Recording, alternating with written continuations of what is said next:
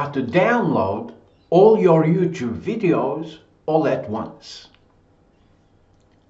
To be able to do that, simply log into your Google account, and under Data and Privacy, you have an option to download your data. Let's press on that.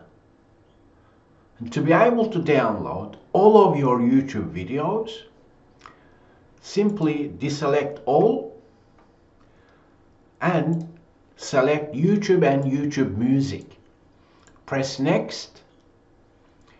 You have option to download the data that Google will prepare for you and send the link if you want, or you can actually save your YouTube videos to Google Drive as well, or OneDrive and Dropbox and others. You can export all at once, or you can schedule your exports as well. You can change the file size. Let's say you have a lot of YouTube videos.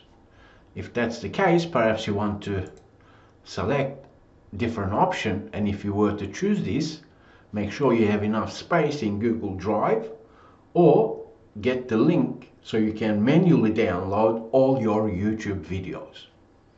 That is how you download all YouTube videos all at once.